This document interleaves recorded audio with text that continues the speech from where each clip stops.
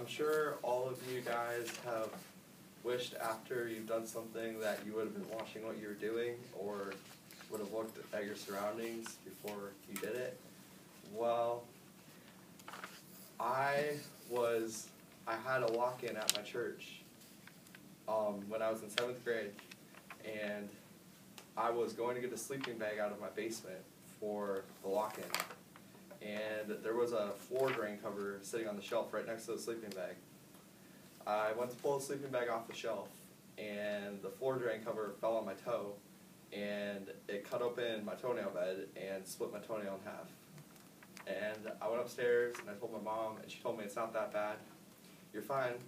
And so I went and laid in bed, and I woke up in the morning and there was a puddle of blood on my bed. And I was like, yeah, my toe's been bleeding all night. Is it still not that bad? And then she said, well, I guess we can take you to the hospital. So we finally went to the hospital, and the doctor told me that they're going to have to remove my toenail, and that I damaged my toenail bed, and she didn't know if my toenail would grow back when they removed it. So then they gave me 4 shots of Novocaine in my toe, and they finally got half of the toenail removed after 3 hours, and then they gave me 3 more shots of Novocaine, and it wasn't enough, and they couldn't get my toenail. And so then I had to go to Cedar Rapids, and I had to go to a foot doctor, and it took him 2 more shots of Novocaine into my toe to finally get it numb, and then he got the other half taken off, and then they had to put 3 stitches in my toenail bed, and every single week I'd have to go back to the foot doctor, and he would have to like scrape stuff off my toe.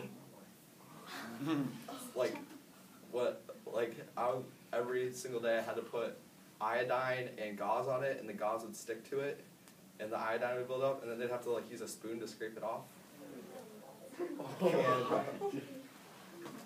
And then they had to put Novocaine back on my toe again to pull the stitches out, and that hurt too. And then every single week I'd still have to go back until my toenail finally started growing back. And so the lesson to be learned is watch what you're doing before you do it, and look at your surroundings. Okay.